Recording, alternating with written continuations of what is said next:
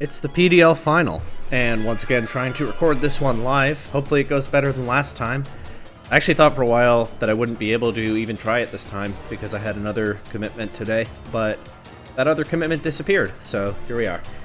Okay, Porygons versus Falinks. I realized the other day that if the Falinks win, it's the third consecutive season that I was knocked out of playoffs by the eventual champion, but we'll see if that happens. Of course, one of those was in the final, and that's just how it goes, but the others were in quarterfinals. The Porygons have brought the Magby in the final. Have they ever brought the Magby in the entire season up to now? I cannot remember seeing it before. We saw Satotl at least a couple times. I can't remember them ever bringing the Magby. Jump Left Charizard, very familiar. Mimikyu or Saluna, very familiar. Those two duos have been a nightmare for opponents all season, going back, of course, to when they played the Masquerade Men in Week 1. And Spooky gave them a tough fight, but it didn't work out. And then there's a Hitmonlee without Indeedee, but we've seen that Hitmonlee can put in work without Indeedee. That's not necessarily a big deal to it, but I'm very curious. So obviously Magby gets Follow Me. That much is clear. It almost certainly has that move. But I don't know. We'll just have to wait and see if it does anything. Weakness policy Charizard with like Terra Dark or something. Probably not Dark. Terra Steel and Mach Punch Magby. Probably not, but I don't know. And on the Falinks side, no Sylveon. So that Pokemon that put in so much work for them, taking a breather, I guess, in the last couple weeks of the playoffs. No Diglett either, but I'm not going to bring Diglett every time. No Thwackey. I feel like I haven't seen the Thwackey in a long time. But they got a good mix of Pokemon. Alright, we are going to see the Magby immediately. Its nickname is long awaited, and I definitely agree with that. Jumpluff nicknamed You're In For. Feels like these nicknames are teasing something that's going to happen here, but we'll just have to wait and see what it is. Still haven't talked much about the Falinks. They did bring the Exeggutor and the Mudstale, so they have Trick Room available. Both of these teams have Trick Room mode and Fast mode available. So go figure, these are two hard teams to play against, hard to prep for, and that's why they're in the final. And the Electabuzz redirection has been putting in a lot of work for the Falinks in recent weeks. Magby does just click Follow Me here, but it's Electro Web from the Electabuzz and Tauros protects, so not much comes of that. The Electro Web also missing the Jumpluff. Jumpluff gets the Sunny Day up, and after not taking Electro Web, it's going to be very, very fast now. Is it an offensive threat to this Tauros? Well, I mean, of course, again, Electabuzz can click Follow Me, but we've seen Ninja Meerkat, especially in the last couple weeks or so, play very well with the redirection threat. Electabuzz can click Follow Me at any time, but that doesn't mean that it can't attack or something. It's not stuck there. Sometimes just the threat of the redirection is enough. Not necessarily having to use it every time. But yeah, whether Jumpluff is an offensive threat into Tauros remains to be seen. What Magby can do other than click Follow Me, also not very clear. Tauros, got the Tailwind for the Jumpluff, coming out ahead of Electabuzz's Taunt. We see a Mental Herb now on the Jumpluff. Tauros going for a Wave Crash. I was about to say, its water attacks are nerfed by the Sun. And sure enough, Magby survives that Wave Crash. Imagine a Paldean Tauros bearing down on you, and you're just a little baby Magby, but it does take that hit, and it strikes back with a Will-O-Wisp, and now Tauros will be burned for the rest of Game 1, which that does make a lot of sense as something for the Porygons to go for, because of course Tauros is a significant offensive threat to both Ursaluna and Charizard. They're two sort of main win-con carry Pokemon. The Mimikyu probably has something to help handle the Tauros, but yeah, Charizard can come in somewhat more safely now. Magby redirecting one more attack from the Tauros, so Magby put in some solid work this game. Charizard gets taunted. You're in for a champion time. I follow the nicknames now. Charizard gets taunted, but I don't think it's going to care about that. And we see that the last Pokemon here is the Hitmonlee for Game 1, so I will not be surprised if we see Mimikyu and Ursaluna in Game 2, but they are staying on the bench here in Game 1. And Charizard is in with Sun up, 2 turns of Tailwind, and 2 turns of Sun. Jumpluff still able to come back in later in the game after that. Tauros is burned. We still haven't seen the other two Pokemon for the Falinks, so they may yet have a surprise in store for this Charizard, but right now, Charizard looks positioned to do a ton of damage, especially with Hitmonlee able to maybe click Fake Out into Electabuzz and protect Charizard from an Electro Web or something, at least for one turn. Follow Me is probably not that useful because the Charizard probably is carrying Heat Wave. But yeah, Electabuzz could go for Electro Web. But the Hitmonlee can stop that at least for one turn, unless it's like Terra Ghost Electabuzz, but that's probably not worthwhile in this position, depending on what the Falinks have in the back. I have no idea, of course, about that. Or Covert Cloak Electabuzz, but almost certainly it's running Eviolite. But yeah, that Magby did its job very nicely.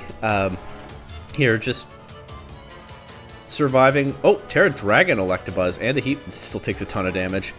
Hitmonlee just goes for close combat, knocks the Electabuzz out. That makes a lot of sense. White Herb Hitmonlee, that'll get the Unburden. Tauros, though, does dodge the Heat Wave and crit Charizard back with Wave Crash. And, that might have just turned this game around for the Falinks. That Heat Wave definitely would have KO'd Tauros. But now instead, Charizard is in danger from an Aqua Jet.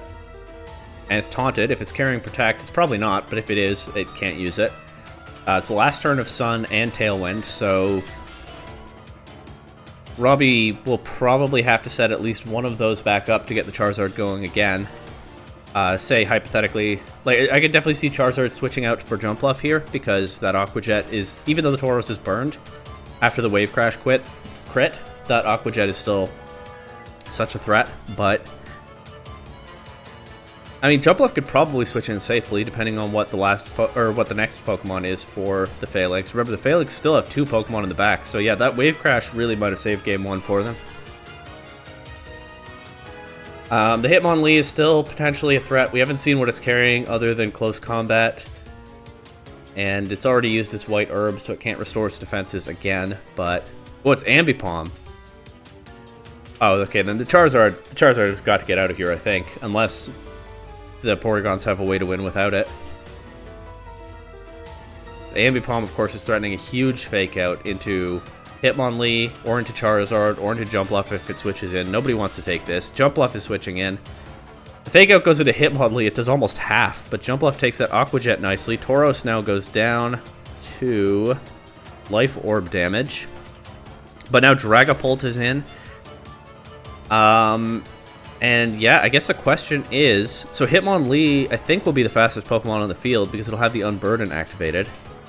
Ambipom has used its Fake Out, so Hitmonlee is positioned to do a lot of damage into something. And I guess the question is, can Jumpluff pull off a setup for Charizard to still win this? I think that's probably what this endgame looks like. Jumpluff going for something. Ooh! Hitmonlee doing a ton of damage to Dragapult with the knockoff, but it knocks Dragapult down to a Focus Sash, and Ambipom showing the triple axle. If it gets 2 hits, Jumpluff is KO'd. So no, Jumpluff is not able to set up a Tailwind or something for Charizard to win, and the Falinks take a hard-fought Game 1. Yeah, I mean, again, the Ambipom makes things a little bit tricky, even without the Wave Crash crit. I'm not sure that it's as simple as the Porygons win if that crit doesn't happen. But yeah, honestly, the Focus Sash Dragapult might be the real hero of Game 1 for the Falinks. And saving that until the end game.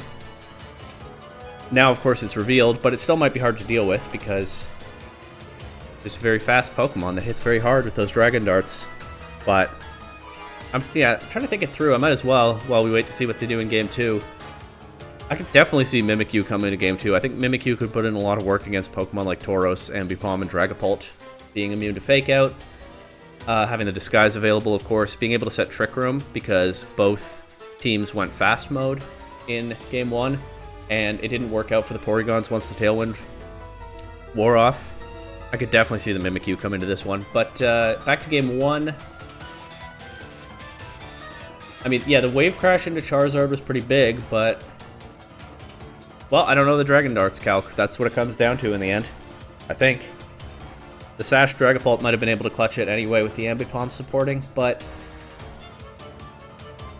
Yeah, the answer to that is some calculations that I don't know, based on exactly how these coaches have prepared. So, a tough, hard-fought final both ways, just as you'd expect from these two teams. And I'll say this, the crit definitely doesn't ruin anything.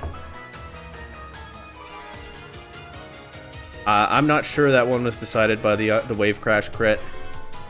It definitely helped the Falinks, but they showed up well prepared, as you'd expect. But of course, both sides did. And we'll see what the adjustments are now. Yeah, I could definitely see the Mimikyu. And then probably you bring the Ursaluna if you're setting that up. Then again, I mean, you're up against a team that's also very good at those Game 2 switch-ups. There probably has some text for that with Mudsdale, maybe Exeggutor, maybe the Tauros again.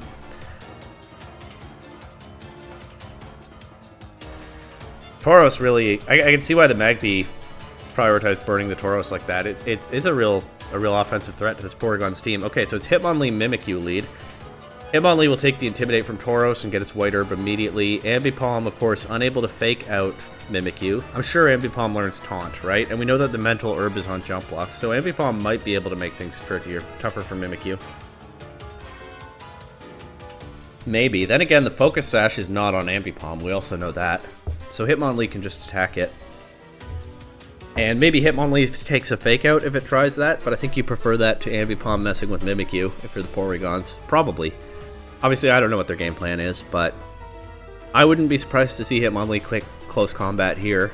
And Mimikyu, probably Trick Room. Ambipom and Tauros kind of signal a fast mode again on the other side. There could be something tricky, like a Mudsdale mode in the back, but... Oh, there's the Mudsdale. There's Aqua Jet the Mimikyu. So that'll break Disguise. But of course, not do anything else. Oh, it's coaching Hitmonlee with Mimikyu again. Okay, I probably should have accounted for that after we saw it in the semifinals. So Mimikyu gets the +1/+1 in front of two physical attackers, and so far we've only seen physical Pokemon from the Falinks in this game. It could be Exeggutor in the back, but we don't know. And Mimikyu does get the Trick Room up. So Hitmonlee, of course, will have Unburden active now, so it'll go last in Trick Room. But Mimikyu looks like it's well positioned to put in a lot of work. Unless the Falinks have a trick up their sleeve. Which, you know, they often do. But both these teams often do, so you never know what's going to happen. But, yeah, it definitely looks like the Mimikyu could put in a lot of work this game. Mudsdale maybe could be a threat. Mudsdale's probably slower than Mimikyu, right? Oh yeah, the base speed is not close. And it could be carrying like Heavy Slam. Mimikyu, I don't know Pokemon weights, but Mimikyu is probably very light. Okay, but now Ursaluna comes in and we see it's Terra Water Mimikyu.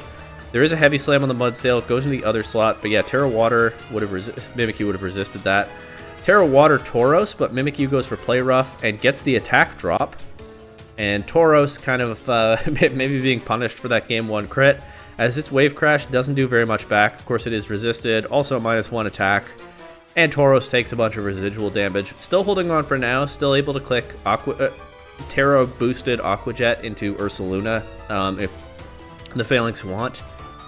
But the Mimikyu is still in a nice position here. Of course, it's no longer immune to Body Press from the Mudsdale, but Mudsdale doesn't have any boosts yet. I'm sure the Porygons will play carefully around that. I'm not exactly sure what that will look like, but I'm sure it's something they're accounting for carefully in their decision-making here. But Mimikyu, not so threatened by the Heavy Slam now. I thought Ursaluna might protect there, but it actually just takes the Body Press pretty nicely and knocks Mudsdale down to 2%. Mudsdale does survive, though, that attack from the Ursaluna. Ursaluna's getting chipped down some. Ambipom is in now. Mimikyu is no longer immune to the Fake Out. And Ambipom did switch in on a Shadow Claw, so it managed to avoid taking any damage. Only 2 turns of Trick Room left. I don't know if we'll start to see some protects now from the Porygons. That's not how they've been playing so far. And, you know, playing aggressively certainly can pay off here. You want to take advantage of the Trick Room turns while you can, but they haven't managed to knock anything out yet, and their Pokemon are getting worn down. The Mudsdale surviving that facade is that's potentially something significant in this game. Mudsdale is also slower than Ursaluna, of course, so as long as the Trick Room is still up, Mudsdale, and now it's at +1 as well. So it's well positioned here, and that fake out support makes this a tricky turn for the Porygons, definitely. And this is something that the Falinks have done so well all season, right? I'm getting excited about the Mimikyu being well positioned to maybe even sweep with those coaching boosts. And see, it doesn't take that fake out super well. It does survive the body press. Ambipom drops to a headlong rush. Mimikyu flinches. Mudsdale's still here at 2%. Mimikyu at 4%. Last turn of Trick Room. What I was saying is the Falinks are so good, even when it seems like they're in a disadvantageous position of pivoting around it, conserving resources, and getting through. Now we see a Protect from the Ursaluna, but Mimikyu will drop to an Aqua Jet, and these two Pokemon are both very low. Tauros actually gets knocked out by Life Orb damage there. But Ursaluna makes it through the last turn of Trick Room, and now we see Jumpluff is the last Pokemon for the Porygons in Game 2. Exeggutor is here for the Falinks, but Trick Room is over. Ursaluna will now go before Mudsdale, but probably not before Exeggutor. But if Jumpluff is carrying an attack, did we see? I don't think we saw Jumpluff click an attack in Game 1. I think we just saw Tailwind and Sunny Day, right? But if it's carrying one, it can knock out the Mudsdale. Unless it's just Protect and Trick Room on the Falinks side. That's certainly an option. But then Exeggutor probably doesn't take a Facade very well, if it takes it at all. So this is a tricky position still for both teams. You could try to get Mudsdale going. Yeah, Mudsdale can maybe still put in work if you get Trick Room up. I might have gone for it, but Exeggutor does take a Facade. Jumpluff Tailwinds. And that leaves Mudsdale free to land a Body Press into Ursaluna. But the Trick Room goes up. Does Hitmonlee have Fake Out? We still have not seen it so far. We've seen Close Combat, Knockoff, and Coaching. Does it have Fake Out? Even if it does have Fake Out, I'm not certain that you beat it. Okay, we see Rage Powder on the Jumpluff. I'm not certain that Hitmonlee beats Exeggutor. Rage Powder on the Jumpluff, but Exeggutor, of course, immune to that redirection because it's a grass type, and it just one-shots the Hitmonlee with Expanding Force, and that's... They're saying GG's in the chat. I do believe the Falinks have won. Yep, Mudsdale getting the last KO. Mudsdale holding on at 2% from a burned Ursaluna's Facade, and getting all the way to the end here, clutching up the game for the Porygons. And the Falinks have won the Prismatic Draft League Season 8 Championship. As far as the narrative goes, there we go. 3 consecutive seasons I was knocked out of the playoffs by the eventual champion. But huge congrats to Ninja Meerkat and the Falinks. I mean, congrats to the Porygons as well for getting here. Both teams put on incredible shows all season. But yeah, the Falinks, so hard to play against all throughout. I don't know what else to say. They did this so well every season, bringing all season, bringing multiple layers of threats with an extremely well-rounded team. Slow mode, fast mode, redirection, strong attackers, lots of synergy, and just positioning it so carefully week after week. And even the most terrifying offensive team in the league, the team with the regular season KO leader Charizard, and I think Ursaluna was number 2, was unable to break through here in the final. And again, I talked a lot about the Wave Crash crit in Game 1, but I think Ambipom and Focus Sash Dragapult might well have clutched that game anyway.